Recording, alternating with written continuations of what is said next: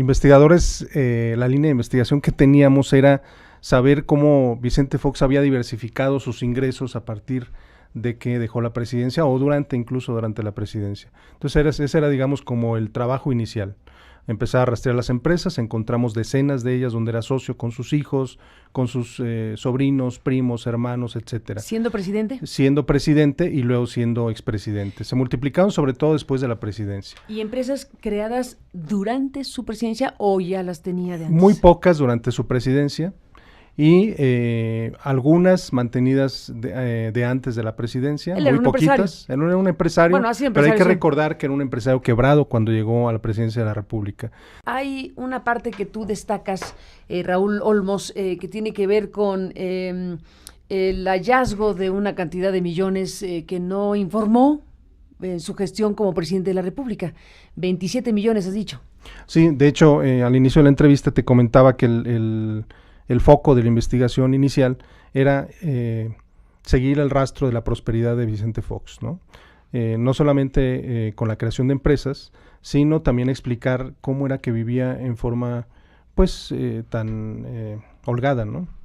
Entonces, el perfil inicial era buscar la multiplicidad de ingresos que tenía. Uh-huh. Bueno, en este transcurrir nos topamos con que estaba abierta una investigación o con que se había hecho en el periodo de Felipe Calderón una investigación de la Secretaría de la Función Pública sobre el patrimonio de Vicente Fox. Lo que nosotros hicimos fue gestionar ante la Secretaría de la Función Pública que nos dieran acceso a ese expediente. Pensábamos ingenuamente, como había pasado tanto tiempo, eso tendría que ser público, no habría motivos para mantener reservada esta información. Bueno, lo pedimos a la Secretaría de la Función Pública y encontramos una respuesta de que efectivamente había un expediente muy voluminoso en 5 tomos que daba cuenta de una gran cantidad de dudas sobre el patrimonio de Vicente Fox, ¿sí? Y este expediente, un expediente de más de 6,000 fojas, nos fue negado. Nos dijeron que no nos podían, 6,000 fojas, que no nos podían dar acceso a este expediente porque lo habían turnado a la PGR, quien había iniciado una investigación del asunto, y que la Secretaría de la Función Pública no había quedado ni con una copia del expediente, lo cual resulta absurdo, ¿no? Lo impugnamos, tratamos de obtener el documento y al final se resolvió que el expediente no existía en la Secretaría de la Función Pública. Que no existía, porque se había turnado a la PGR. Existió, lo turnaron y no quedaron con copia y por lo tanto en la Función Pública no existía porque se envió a la PGR. Increíble, no hay un registro de lo que pasó por ahí. Pero además de un asunto tan delicado como es una investigación contra un exmandatario. Uh-huh. O sea, no se trata de una investigación menor, es una investigación de primer orden, ¿no? Entonces, ese documento de 6,000 fojas que desarrolló la Función Pública en tiempos de Felipe Calderón, ¿quién era el titular de la Función Pública en ese periodo? Vega Casillas, creo. Que estaba como encargado del despacho. Como encargado del despacho. No, él sí, él es Función Pública. Pero el antecedente, el anterior era que se fue luego a la dirigencia del PAN.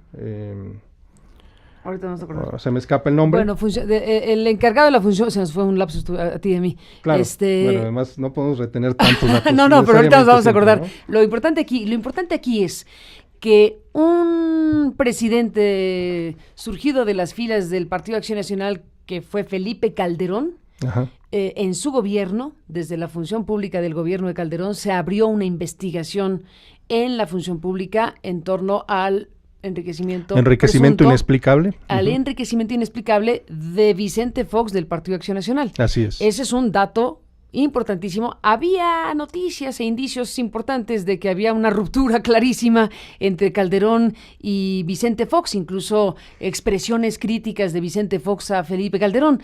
No queda claro qué vino primero, si la investigación o las críticas o viceversa. Aquí se explica por qué el rompimiento de Vicente Fox con Calderón. Por la investigación, ¿qué vino primero? Vino la investigación, cuando se le notificó a Fox que era investigado, en ese momento ocurrió el rompimiento absoluto con el PAN.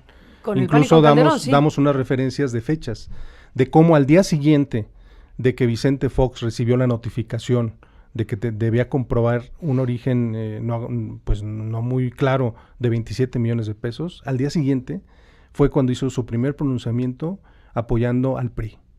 Ah, ahí fue. Ahí fue. Ahí fue. O sea, fue notificado y al día siguiente apoya Vicente Fox al PRI. Así es. O sea, no es un tema ideológico el que no, lo es transmutó. una cuestión de conveniencia. De dinero, ¿no? de conveniencia, de una investigación de que se sintió pues atacado por el gobierno de Calderón. Acosado, pero además con el riesgo latente de ser procesado, Carmen, porque era un asunto muy grave. Estamos hablando de 27 millones de pesos que no podía en este momento precisar el origen. Lo que hicimos fue pedirlo a la PGR, ¿sí?